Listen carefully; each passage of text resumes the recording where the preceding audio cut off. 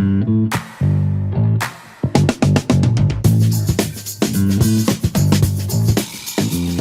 podcast on investor perspectives on retail and the consumer is brought to you by the Omni Retail Podcast Network, ranked in the top 10% of all podcasts globally and currently ranked in the top 100 of all business podcasts on Apple Podcasts. The Omni Retail Podcast Network is the network that we hope makes you feel a little smarter, but most importantly, Anne, a little happier each week too. And this podcast is just one of the many great podcasts you can find from us here at Omni Retail, alongside our Retail Daily Minute, which brings you a curated selection of the most important retail headlines every morning, and our signature podcast, the Retail Fast Five, that breaks down each week the top 5 headlines making waves in the world of omni-channel retail. And that, of course, comes your way every Wednesday afternoon. Hello, everyone. I am one of your co-hosts for today's interview, Chris Walton. And I'm Anne Mezzenga. And we are pleased to introduce Simeon Siegel, the Managing Director and Senior Analyst for Retail and E-commerce at BMO Capital Markets. Simeon, thank you for joining us and welcome to Omni Talk. What's up, guys? By the way, you listen to it all the time. Actually seeing that that's not pre-recorded and watching you do that intro, wow, I am impressed. Well done. Thank you, man. Thank you. Yes, we've been circling you for a while now. I think we finally were able to make the calendars and the stars align to get you on the show, and this new series that we're debuting also has helped to make that happen. So yes, thank you very much for being here. I am pumped. Here we go. Well, Simeon, you are everywhere. You were just on one of my favorite podcasts with Lauren Sherman talking about the state of the industry. But for those who might be meeting you for the first time, will you tell us a little bit about your background and your role and what a managing director at BMO Capital actually does? When I figure it out, or when someone else figures it out, maybe you can let me know. And totally, Lauren's the best. Yeah. Third best. You two are the best. Lauren's the third thank best. You. I have the distinct pleasure and privilege, and I mean that, sounds sarcastic, but I mean that, to be able to watch the beauty that is retail. And I'm supposed to be somewhere in between. I'm supposed to be either an advisor or a liaison or a publisher or just someone who gets to have fun with friends like this, in between the smartest retail operators and the smartest retail investors. And so my job is to fuse those worlds and to help bring capital to those that need it and maybe keep some away from those that shouldn't get it. In the meantime, we get to have fun in a sector where it's always changing, which we know, and figuring out that pulse, figuring out when we can be rational people and irrational consumers. That's, I think, the magic. And somehow that's sandwiched into the title Managing Director. Well, and Simeon, tell us a little bit about your background too. Like, how did you become this person that's really the face of, or the liaison, I'll use that word instead, but the liaison between what's going on with the retail industry and then the investors who are looking very carefully at that? So there's the real version of the origin story, and then there's the version I've fine-tuned for the podcast. Origin story. The one that sounds better? Okay, yeah, go with that one. So much better. Like, that one's like you bring out the tissues and you just get ready for the Hallmark Channel. So the first one is, the real one is totally luck. So I was in school. Someone said, hey, why don't you do this? I tried it. I loved it. It was a beautiful fusion of quantitative and qualitative, which is what I love. So you take the quantitative, the numbers behind what actually make these businesses run. You apply that to businesses that appeal to humanities, all the different human psychology things that make us decide what we're going to spend our hard-earned cash on. And that's a great blend. I happen to luck into it. I happen to love it. I stuck with it. And here we are. The more polished version is my grandfather, after coming back from landing at Normandy, came back to a tiny town in Pennsylvania, opened up his own shoe store called Morris Levine Family Shoes.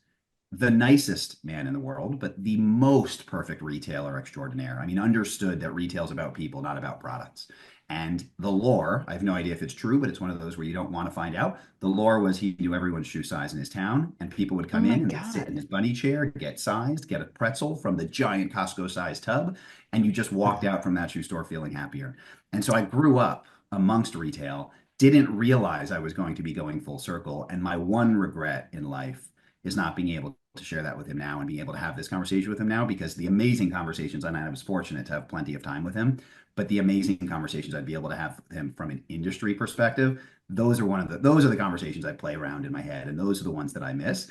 My oldest son is named after him, and the best part of this story is the person that he effectively sold his store to his protege, to his apprentice, ended up taking the store, built it into a 20-store chain, was inducted into their county's Hall of Fame last year, and he invited us to go see it. And so I brought my son to that announcement, and up there, Todd Lewis, the most amazing person out there, thanked my grandfather and then brought it full circle to his great grandson who was sitting front row. So that's the more special. I wish it was. But everything I just said was true, except realizing that's how I got here. But you know what? Sometimes the universe makes it work. Yeah. Well, way to tear at the heartstrings right at the beginning of the podcast. I know. That's nicely done. I did warn you. I know you did. I do want to ask you though too. For the audience too, because I'm curious. What do you spend your day doing too? Because we see you on TV a lot. We see you on podcasts a lot. What does the actual day-to-day of your job look like for those that maybe aren't as familiar with what someone in your role does? So I love clipboards and red pens. I've got them all over. I love papers that are marked up left and right. I try to.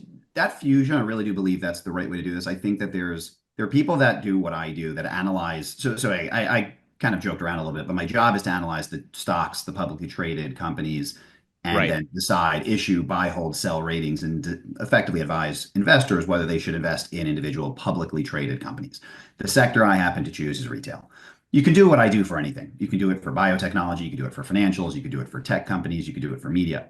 Every sector is blessed and cursed with having some version of Simeon effectively throwing darts and analyzing and critiquing their job from the sidelines. Multiple versions of Simeon too, right? Yeah, much better versions.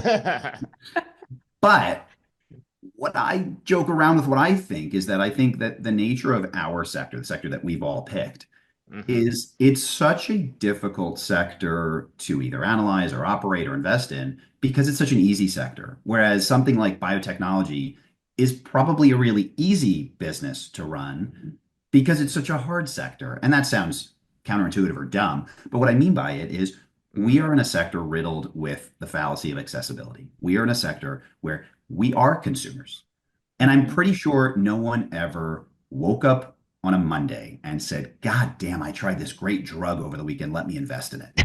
But we do it all the time when it comes to consumer products or food and restaurants or trips and cruises. Like, we bring our anecdotal baggage. And so my job, the way I view it, is to assess that anecdotal baggage, is to understand what the consumer is going to want to buy, because we are all consumers. And therefore, when it comes to want-based shopping, we are irrational. But then the second half of my job is to say, okay, companies like Under Armour, Victoria's Secret get knocked for being dead companies. That is the view. They are dead businesses. The best part of my job is I stare at numbers. Numbers tell me the truth. Numbers can't lie unless they're fraudulent. And so when someone tells me Under Armour is dead and I see that it has $6 billion of revenue, I know it's just not true. Now, it might be sick. And revenues tell me how big a brand is, but margin will tell me how healthy it is. And so it might not be healthy, but it's not dead. And so I splinter my day into both figuring out that qualitative, understanding what the latest trend is going to be, or at least trying to, but then the other 75. So if half of my day is there, then the other 75% of my day, for the math of us, 75% is rooted in playing with the numbers and understanding them. Got it. And then fusing that and then doing fun hangouts with friends. Yeah, right. Awesome. All right. So the first question we want to ask you then, now that we got that out of the way, is how would you sum up 2024? And what's your take on 2025 as we start the year? So summing up 2024 in one word is over. It is over. Over. Here we go. No. So Thank God. So I think that, and 20, this will be a good, it's a fun question, actually. I haven't thought about it, but 2020, 2021, 2022, 2023, we're all cluster years. We were talking about macro. It was there's stimulus, there's supply chain issues, there's overabundance of product, there's a lack of product. It didn't matter. Like, as an entity, the industry was all playing the same game. There were no winners and losers. In 2024, that wasn't true anymore, because in 2024, we returned to a more normalized environment. And what does that mean? I mean, two of retailers and brands' favorite words, or least favorite words, are market share. Because in a normal business, there are winners and there are losers. And that's what 2024 was. 2024 was a return to a sense of, if you're really good, you're going to be able to sell a lot of product. If you're not, you're going to see that go the wrong way. If you overstretched in your Nike, you're going to have to recreate your brand. But on the other hand, Hoka and On are doing a beautiful job. if you're finally reaching a threshold of price capping on the luxury side, like LV or watching Gucci, and you all of a sudden we think, okay, luxury is tapped out. Well, Hermes and Prada are telling us not so much. And so you see it across the board, and there's winners and losers in every sector. And that's how I would characterize 2024. Leading into 2025, hopefully that's the resumption. Hopefully that's what we walk into, because I just told you the past 3 years were all about macro. And you should reply to me immediately, well, isn't everyone talking about interest rates? And isn't everyone talking about macro? And isn't that always like, yeah, we always talk about macro. The question is that really what's driving? And so with a new president, obviously tariffs are going to come up a lot. There's going to be a lot of different pieces. I'm sure we'll get to all of these things. But I think economists work really, apologize to any economists who are watching and listening. I think economists work really, really hard to predict the past. And I think that right now, we know that this beautiful thing called inflation and deflation, these big words, they just mean higher and lower prices. And you know, the two of you know it more than like retail. We're going to find out if prices are higher or lower well before the economists tell us we're in an inflationary or deflationary period. So the micro, I think, is what we want to focus on. Well, and Simeon, I've been on earnings calls. You ask brilliant questions. I'm curious, based on kind of the table that you just set, as you're listening to upcoming earnings calls or you're reading through companies' filings, like, are there specific things that you're looking at to really kind of separate fact from fiction based on what you're hearing people talk about in the media? And then when you said you really look at the numbers and that's what tells you, the health of a company, is there things that you would call out for the audience to really, be listening to as we start to hear earnings reports from, Q4 last year? So I love that question, but beforehand, we need to throw out the rules here. You guys are being way too nice to me. I asked plenty of dumb questions. So I appreciate it. Very kind, but you got me on here already. You'll get me the next time too. You do not need to be this nice to me, but I appreciate the friendship. That said, I love the question because it is basically, I like to think I'm a moderately nice person, but when it comes to the analytical part, I get skeptical. And so I do believe my job is to figure out, or just effectively polarized to try and figure out how much of what you're saying is true versus how much is propaganda, how much is marketing. Because let's be honest, we are in a sector of marketing. We're supposed to market to the consumer. By the same token, these companies are supposed to market to us. And so they tell stories to us as well. Without giving away what I believe to be secret sauce, but it's not all that special, so I don't mind giving it away. I generally try to ask 3 questions, like go 3 questions deep, because most people prep for 1, maybe 2. They don't prep for 3. And so if your logic falls after the 3rd question, I just know it's not true. And if it's not true, it's either a problem or you're being conservative, because one of the knocks, there's many knocks. One of the knocks on what I do is that we are lazy. And so what you want to do is you want to convince, you want to sell us, right? You want us to go along with whatever the trend is going to be. And ultimately you want to underpromise and overdeliver. You want to tell us that you're going to do 5 cents and do 7. And oh my God, those 2 cents, it's going to take your stock so much higher, because how could you possibly do 2 more cents? It's amazing. Anyway, rinse and repeat. So I would like to figure out, are you really going to do 7 cents? Right? So if you're telling me a story that is, okay, we can take it for granted, or we can ask another question. Tariffs, since I brought it up before, we know based on the classroom that if a company has higher costs, they're going to pass them on. Great. So costs are going to go higher for every consumer. Okay, but we also know that consumers are pushing back on in general pricing because they don't think they need to pay that much. And so promotions are coming down. Wait, how do we make those 2 things work?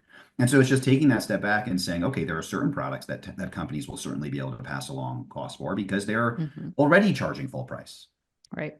But if you didn't want to pay full price for that pair of denim yesterday, as soon as the tariff comes, when it's raised another 30, but like, I'm sorry, I don't think you're getting that price simply because. And so that's the question where I'll push back and ask. And ultimately where I'll probably get to is either the conversation will stop because we weren't prepped or they weren't prepped to have that question asked, or we'll realize that, okay, what you're really going to do is absorb the margin. You're going to try and share it, but feel the pressure yourself, or you're going to figure out a way to cut corners, right? And so that's where the really interesting conversations happen. And so what I really try to do is I try to not buy into, again, try and leave my own anecdotal baggage at the door. I have plenty of it. But basically to say, does this logic hold? And does it work with the numbers? I really believe that if everyone knew the incremental sweater that was going to force you, that if you sold that one extra sweater, it was going to force you to mark everything down before at 25%, who would sell that sweater? No one would sell that sweater if they realized that everything before it, because you can't price on the marginal unit. You don't get to say, no, the 112th sweater will be 75%, but everything else 100. You're going to lose it all. And if Right. you knew exactly which pair of shoes that was or exactly what sweater, I don't think most people would sell it, but we don't have that. That's not a real, that's an imaginary view. But I think that most people, once they go too far, then instead of rather not juicing, but instead they just feel like they need to hit expectations and they need to constantly grow. That's where we get to these scenarios where these brands just get too large, but they're just not healthy. One of the things I love doing, because I'm a weirdo, but one of the things I love doing is charting large brands against their margin rates. And so basically just finding what are my really big businesses that just don't make a lot of money? Because those, if they want to change, are actually the easiest path up. I think Under Armour is going through. I alluded to Under Armour. I think they're going through it right now. But if you have, we're talking about shirts and shoes here. We're not talking about some huge capital intensive business, some big technology, some big, like you sell billions of dollars of stuff, you should make a lot of money on it. And if you're not, sell less, charge more, you'll make more money. It's Econ 101. Got it. Okay, so interesting. So tell us more. I want to understand that more, actually. So tell us more about why you just said that. Like, explain that to the audience more, because there was a lot there in what you said, and it was very quickly said too. So explain it a little bit more detail. Yeah, absolutely. So I think every second grader in there is just born knowing if there's too much of something, it's just not cool, right? That's just reality. Right. It's the most simplistic idea out there, and yet we then spend decades trying so hard to unlearn that. We introduce terms like D2C versus wholesale, global versus not, adjacencies, diffusion product. Like, no, if your brand is too overstretched and it doesn't have any segmentation, at some point, you're going to sell things that's going to ruin and deteriorate the quality of your brand. And there's different ways to do it. If you have a wholesale partnership, you can stretch your payment terms. And so you're selling the same product, but you're getting revenues a little bit later, revenues are happening. You're getting cash a little bit later. So that's one way in try and stretch and to convince yourself you're selling things when you're not. If you don't, and you just have your own product, you can mark it down. So we'll use your juicing sales. I can just say, I want to sell whatever pair of pants. I'm going to mark them down 25%. I've never done that before. I believe Lululemon could triple their business next year if they took their Align leggings and their ABC pants down to $40, and then they would die the year after that. But in that one year, they would grow tremendously. So that's the second way. A third way is you go lower income or entry level, lower price product. So think Burberry and their scarf a long time ago, right? There's a lot of things where we see question whether Lulu's doing it with their belt bag.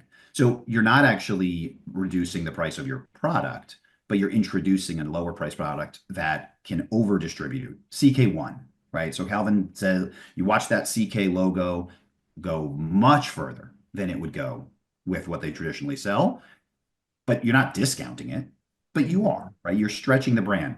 And very politely at the beginning said to me, "You're everywhere." Deep, like in my heart, I cried when I heard that, right? Because that means I'm not scarce. And so there's a part of it, like you want to maintain, you want to not stress too far. Like I'm falling prey to the same thing, I guess, and chasing my own incremental sweater. That's what we do as humans. We're not hardwired to stop.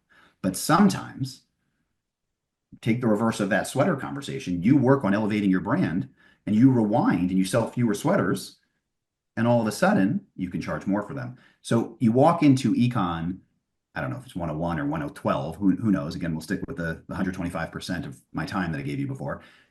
Price elasticity is the term. And so if you have the wherewithal, which is hard, I understand this. It's so easy for me to say because all I'm doing is typing or writing on my clipboard, but it's much harder to do.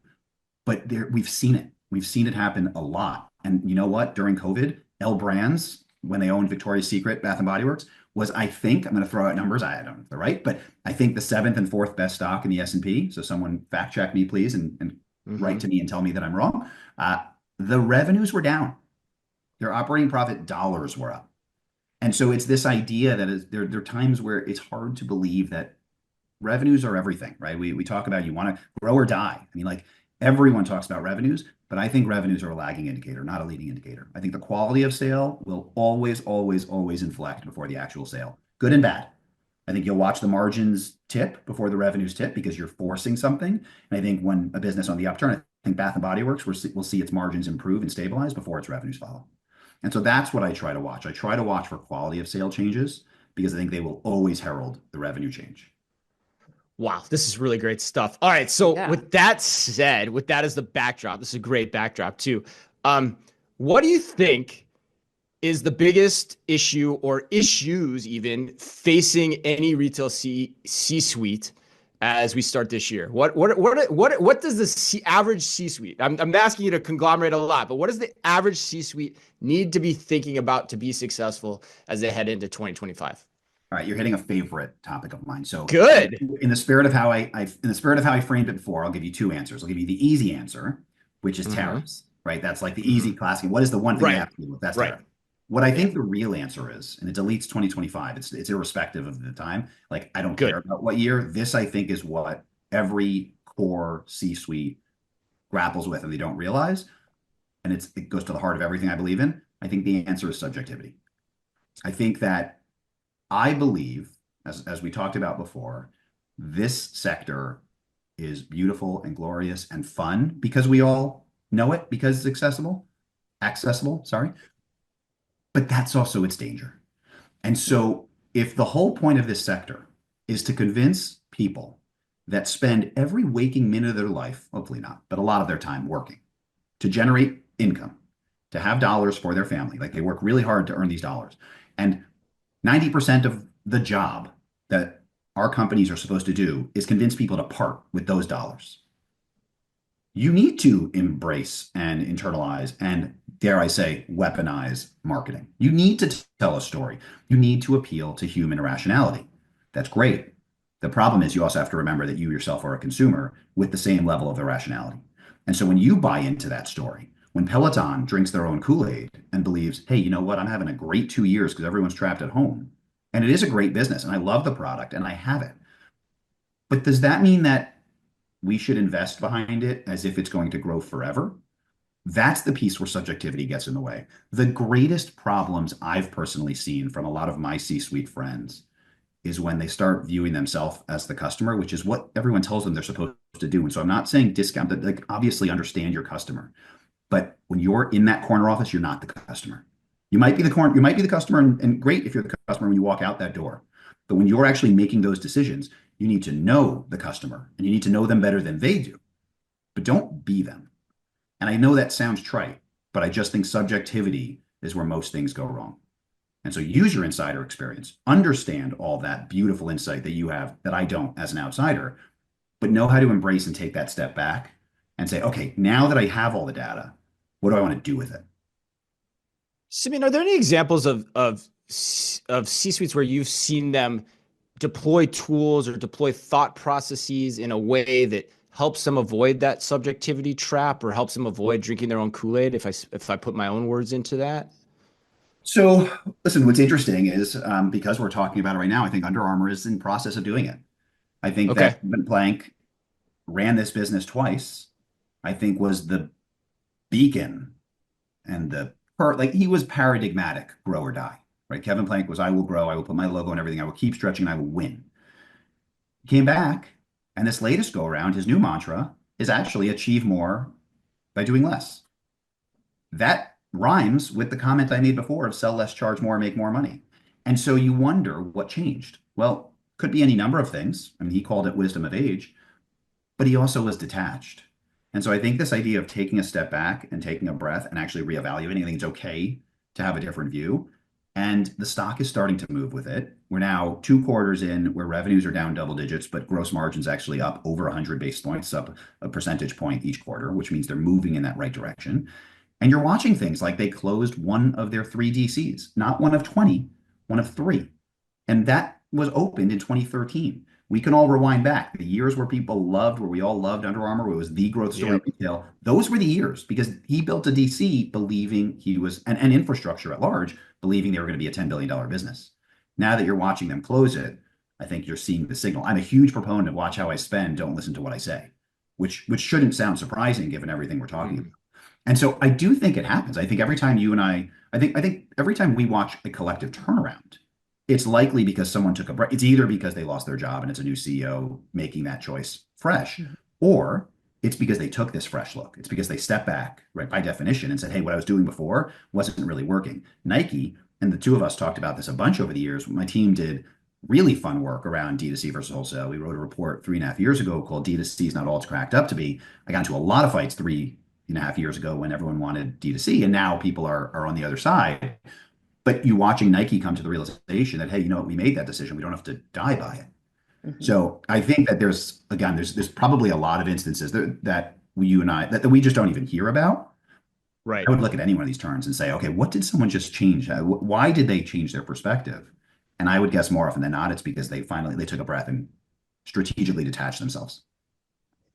Yeah, I mean, Simeon, based on that rubric or that way that you're taking a look at these companies and analyzing kind of where they're headed based on where they're spending their money, not what they're telling us in their earnings calls. Are there any retail stocks that you like or don't like, or maybe cautious about going into 2025? So I normally wear my emotions and my stock calls on my sleeves. So this one shouldn't come as a surpone, but Under Armour right now is one of my favorites. And so Okay. I figured as much. I think they're in the middle of doing this. And so I'm not very free with compliments, but I think what they're doing is great. I really do. I actually, because I just implicitly knocked them, I should also flag that in May, we put out a report about Peloton when the stock was around $3. The title was something to the effect of, here's how we would generate 500 million of EBITDA, of earnings, basically of earnings, and outlined what they could do to take a different look. There, you can see it now. They're actually doing it. And it was a very similar strategy. They have a great business. They have 3 million subscribers, paying $44 a month to get on a piece of equipment or not in their own home. And it flowed through at incredible margins. And so what I tried to put out there was focus on yourselves as a brand, not as a service, and recognize what we all know. A brand is not supposed to democratize for everyone. A brand is supposed to make its group of people, its tribe, feel great, and honestly make the people outside feel a little jealous. You can't say that. That's not part of the marketing. That's what you're supposed to do. And so we're starting to see a little bit of that, and Peloton stock has responded in kind. So I think they are going through. Now, again, it was a management change, but I think they're going through one of these pivots as well. Now, but I will say, I don't wake up trying to be controversial. I don't wake up trying to stick my neck out on the riskiest calls. I also can like a company like TJX. I also can like a company, I was about to say like Nike, but I guess there's controversy there. But TJX is a business where the way that I've been thinking about it from a pure stock perspective, my risk framework is I either want to take risk on the business, right? On Under Armour. I want to believe or make a bet that the company's going to do well or not. Or I take a risk on the multiple, on the valuation, on what people want to pay. Because stocks are driven by the numbers, by the earnings, and then how many years effectively worth of those do you want to pay for? Right now, good companies cost a lot. And so when I look at TJX, I feel great about the business. I don't think it's a surprise. I don't think I'm telling it. People are gonna be very polarized by my Under Armour comments. They're not going to be polarized by the fact that I like TJX, but it's expensive. And so by owning TJ, what you like, you have to understand you're taking a risk that the market's going to say, hey, you know what? Do I want to pay 30 times, which basically means you don't get paid back for 30 years. It's not really what it is. There's a discount. There's a lot of different, but 30 times earnings means I'm saying I'm going to buy it now so that I can get on the 31st year, I'm making money. That's a lot of time. But I'm okay with that because things like Costco are 60 times and Nvidia is whatever it is. And so that's that dynamic. And so I have to bifurcate because one of the fun parts of my job is I speak to all different types of investors. And there's certain investors that want the compounders, that want the TJXs of the world, and they're willing to pay whatever it costs to get them. And then there's others that are willing to play in the dirt with me. And that's where the Under Armour. So that's my extremes. That's kind of how I try and fragment my own framework. Got it. Okay. And so we tried to come up with something fun to close out this interview then, and going to kind of play off that a little bit. And so I'm gonna give you a list of companies. And I just want you to say the first thing that comes to your mind when I say the company's name, okay? And it can be, whatever you want. Yeah, it's dangerous, and it's gonna put you on the hot seat a little bit. You said we were nice in the beginning, so now we're turning up the heat a little bit, putting the screws a little bit. I like it. So, all right. So let's start with one we haven't talked about yet. Again, first thing that comes to your mind. Let's start with Gap. Turnaround in potential. There's dashes in there, so that's one word. Turnaround in potential with dashes. With dashes. Word. Okay, awesome. And Explain a little bit, just a little bit more. Actually, I should have just said Mickey. What do you mean explain? You said one word, hot seat, action packed. We can turn. Well, I want you to start with one word, but then I can ask you whatever questions I want to follow up. This is our show, Simeon. We make the rules. We don't follow them either. And I make them up as I go along. I like it was you were being nice at the beginning. I get it now. Okay, well played. So I think Richard Dixon is doing a very impressive job at telling us a nice story, and we have to figure out what the legs to this story are going to be. And so I think Gap Inc., the entity, not the brand, owns a lot. And it owns one of the largest, Nike is the largest footwear apparel brand in the history of time. Old Navy, by certain measures, is number 2. And so you have a business that's effectively its own department store. And we talk about Gap, but the reality is the vast majority of that entity's business is Old Navy. And so understanding Old Navy, how to make more money Old Navy, where does that low-income consumer play? How important is brand? There's a lot of really interesting stuff in there. They need to keep that going. I think they want to, the goal for that part of the business, which is, again, the vast majority of the business, should be to make more money on Old Navy. The Gap business, which is much smaller, but obviously much greater halo, and is the one we all talk about, and is actually what their ticker is. So the company is known now as Gap. It was GPS. Now they flipped to Gap. That's a story. That's a business where we look at Abercrombie, we look at Eagle, we look at all these things that are having their moment in the sun. Can you recalibrate? Can you bring us back to mellow yellow days? Can Gap mean something again and command full price? Because again, going back to the point, Gap still does billions of revenue. This is not a broken business, but its margin up until recently had been effectively lying in the gutter. And so that's the turnaround in progress where we need to find out, does this continue? Right? Can you rekindle the Gap's people's love for Gap? Can it have that brand resonance and get the profitability at the same time that what really needs to happen is Old Navy just needs to be making more money? I love the mellow yellow drop too. That's always my favorite ad campaign to go back to for nostalgia. Very nicely done. Very nicely done. All right, next one. This is one you've mentioned but haven't said that much about yet. Victoria's Secret. First thing that comes to mind.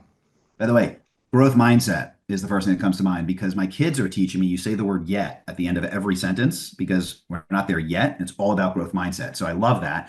And we can segue it into Victoria's Secret, which is all about growth mindset right now, right? It's taking a business that also phenomenal brand.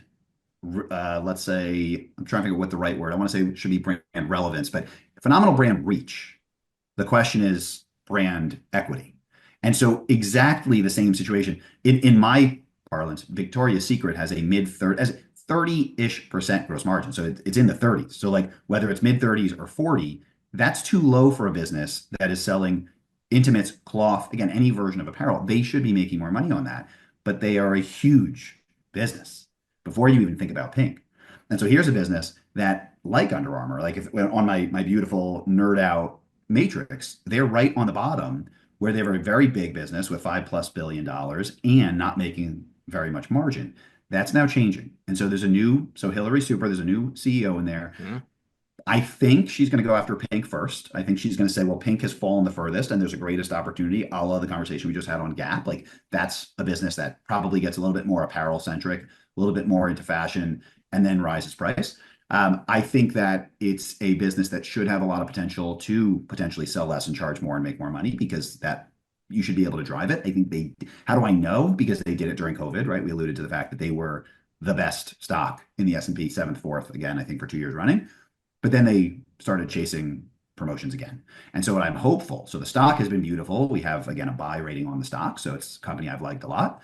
I would love to believe that there's just a tremendous amount of opportunity in there, but it's more so, I think, revenue, top line is on pink rather than Victoria's Secret. I think Victoria's Secret, I want to see margin. I want to see brand and elevation enhancement. Makes sense. Makes sense. All right. One that I'm surprised you haven't mentioned yet, Abercrombie. So, so there's actually, I don't actually cover Abercrombie, which is the reason. Oh, so I used to, but I don't, but I look at it. So I will dodge that because of regulatory concerns, and I'll flip to American Eagle. Just because okay, that was going to be my next one anyway, so that's good. Okay, so I'll flip to American Eagle, which obviously rhymes with Abercrombie, and Fran has done obviously a beautiful job at Abercrombie & Fitch. I just can't really comment it on as a stock because I'm not allowed to. I think that what you have, listen, I think a lot of this goes down to size. So I mentioned my team; they are excellent. One of the things we've done is we've found there's a level where brands ubiquitize. I used to say peak, but that's wrong. They go higher, but then they come back down. So that whole second grader comment of where do brands stretch, we found and this is interesting, stumbled on it. This was not a hypothesis. We stumbled on it, but found that brands in the US peak or ubiquitize, keep meaning to retrain myself, at $3 to $4 billion. They go higher, but then they come back down. Ask Michael Kors, ask Gap, ask Coach, ask like Ralph Lauren. All these businesses went too high and came back down. And what it means also, though, is if you're a small business, you have an opportunity. Doesn't mean you're guaranteed to get to 3, but you have an opportunity to get there. Abercrombie in the US as a brand is much smaller. And so American Eagle keeps bumping up against that 3. And I think the reason I say this is I think what we need to do is I think we need to remember, I think we conflate too easily revenue growth rates and revenue dollars. And I think you look at a business like Abercrombie that has a tremendous growth rate, right? Birkenstock company I very much love, I think they're doing a beautiful job, is putting up 20% revenue growth. It's just a smaller business. So they have a lot of room, but you're able to grow revenues at a much greater percent because you're a much smaller business. American Eagle keeps hitting that 3. And so I would look at that and I would say, listen, I think that there's an element where obviously new fashion silhouettes, trend changes create closet turning events, and that's great. But brand resonance at the end of the day, that second grade rule, it's a very hard rule to shake. Doesn't matter. It doesn't matter if all of a sudden we're back to a red denim phase with the Gap and you need to buy new red denim. There's only so much red denim you're going to get before people start saying, hey, that's too much Gap product.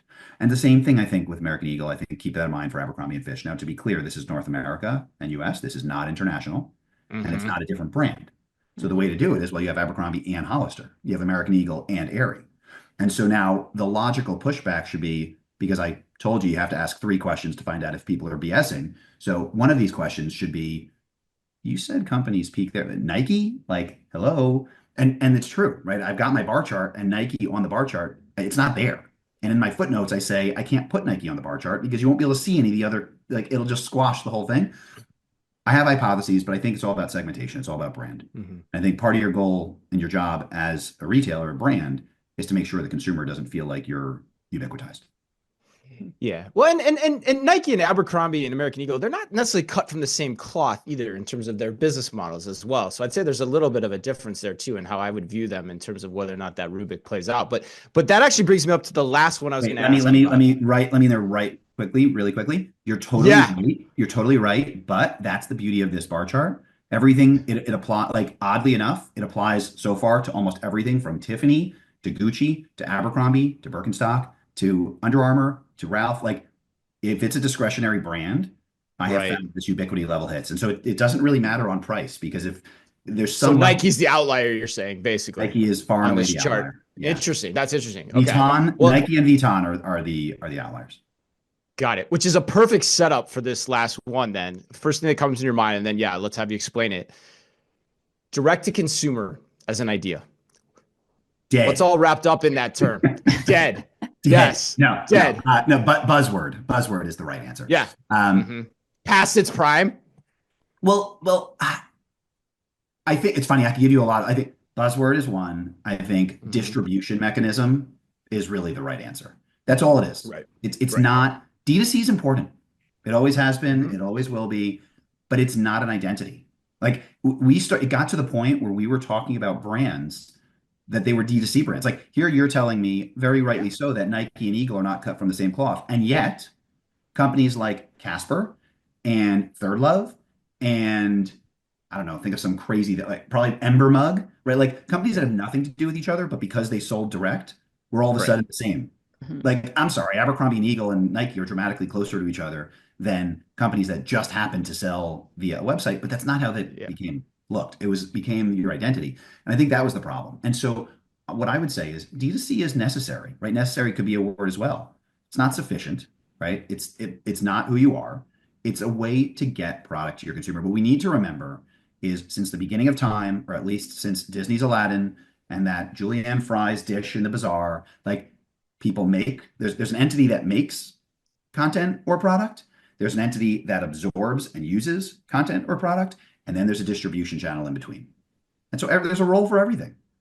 But you got to figure out what your role is, right? Are you the creator? Are you the consumer? Or are you the distributor? And that's fine, right? But if you're the distributor, you're distributing product. Like, it's just thinking about what it is. And I think the highest level, because I think this was like the easiest way I synthesized that report I referenced, the D2C's and all it's cracked up to be. I think we got enamored by the idea that if I eliminate the middle person, I make more money. Yeah. And I think Which was this, yeah. I think what we That was did, the same issue we saw going back in the late 90s, early 2000s. The same issue, right? and I think what people didn't realize, because again, it was easy not to, was you don't eliminate the middle person. You don't. You just become them. And Yeah. by You the have to take way, on the costs. exactly. And by the way, and you know this obviously dramatically better than I do, Target has a low gross margin. Macy's has a low gross margin. Like Dick's Sporting Goods, low gross margin. The distributor doesn't make much money. They play the volume game. And so if they have a low gross margin, the corollary to that is their COGS, their cost of goods, are high. Well, their cost of goods, bear with me here, their cost of goods are the vendor's profits. Right. And so not only do you become the distributor, you become the middle person. The middle person doesn't make much money against you. They're a very economically efficient means of distribution. Let them do their job. And I think that's the part that I think people missed. And it just became so easy to go down that rabbit hole. And I think thankfully, I don't have to fight that fight anymore. So it's not to say like I became known as like this anti-D2C guy. I'm not anti-D2C. I'm anti-wholesale. And I think that's the point of internalize what the right level of distribution, but that's not who you are. That's just how you play out what you want to be. Yeah. And I 100% agree with what you just said there. And that was partly why, I railed on the brandless concept for so long, the whole brand tax, where they were forgetting that all those costs still have to be accrued by somebody. And it's going to be you yourself as the brand or the retailer that you're trying to put this into play. The one question I would ask though, and I think Anne might have a question she wants to ask you too. You said DTC is a necessary condition. Is it though? Because like you singled out TJX before, and TJX almost has no traditional direct to consumer presence, or am I using that term incorrectly in assessing them? Okay, so that's a very fair point, and it's a good clarification. So when I refer, thank you. When I refer to D2C, I refer to it as direct to consumer, not as digital. And so to me, and I think you asked two different really good questions there. Great point. TJX. So yeah, so every time I use D2C, it's your own stores or your own e-commerce, as opposed to using a partner, using a wholesale player. TJX is entirely D2C. So TJX is selling their product. So they are selling or other people's product, but they are the D2C channel. Macy's is the direct-to-consumer channel. Target is the direct-to-consumer channel. Now it's a direct-to-consumer channel of brands that are wholesaling through them. So the question there is like, is it your own brand? So I would say one, I actually think TJ is the perfect manifestation of D2C, vis-a-vis your point about digital, which I think was a reference to. I actually, and this is totally separate, we can have a whole nother show on TJ, which is worth doing. I actually think TJ wins because they don't have e-com. They have a tiny bit, but I think they win because they don't have e-com, not in spite of it, because I think the role that TJ plays very beautifully is they're the invisible way to get rid of stuff. Like instead of Burberry burning, I don't know who you're on, crap, whatever, garbage. Anyway, instead of Burberry burning and moving on, you can offload it at TJX. And the three of us don't even know they're doing it. I remember talking to a CEO friend a little bit earlier, a bunch of years ago, actually. And I said, I won't say who, but I said, do you sell to TJ? And it was like a luxury-ish brand. And he looked at me and said, no. And for anyone listening, nodding my head. And he says to me, he's like, listen, when we've got, and I won't say the product, but when we've got 900 of whatever my product is to move, we just put 300 different stores and it's gone. And you didn't know it. And so I think it's got to go somewhere. Yeah. And I don't think you don't want that to be searchable online. Like the whole point is it's invisible. So I think that's there. But you did ask a different question, and it's a good question to push on me because I was more probably saying it to market and sound nice about necessary versus sufficient, pretend to sound smart about logic. You are right. There are brands that probably can be fully wholesale. Now, it's probably very much the anomaly, like to have zero of your own D2C presence. But there are plenty of brands that you and I have never heard of and will never hear of that do, keeping on TJ, job their way through TJ and just have crazy amounts of units, make crazy amounts of money, and that's fine. So if you're probably right, it's probably not necessary, but by all accounts of most businesses, there's going to be some direct representation. But yes, I think that is a fair pushback. I will gladly take that. Thank you for putting me in my place. Wasn't my intention. It wasn't my intention. My intention was just to make sure we understand everything at play here. Well, Simeon, I want to thank you. You've given us so much to think about. I feel like I just sat through the Econ 101 course that you were just talking about earlier. If people enjoyed this, which I'm sure they did, What's the best way for them to get in touch with you, to find out more, or even just to like follow the work that you're putting out there and similar conversations to this? So it is great to be here. I've loved it. Finally, I'm glad we finally made it happen. I look forward to the next one. I'm probably easiest on LinkedIn. That's probably the easiest way to find me. And so my name is hard enough to spell as it is, but it'll be there somewhere. Yeah. It'll definitely be in the show notes and probably in the title, right, Anne? Yes, absolutely. All right. Well, that wraps us up. Thank you, Simeon, for sitting down with us. Simeon Siegel of the BMO Capital Markets. And thanks to everyone out there for listening to this episode of our ongoing series on VC perspectives across the retail and consumer goods industries. Please let us know what you thought of our interview with Simeon on social media. Let us know how we can do better. And as always, on behalf of all of us here at Omni Talk, be careful out there.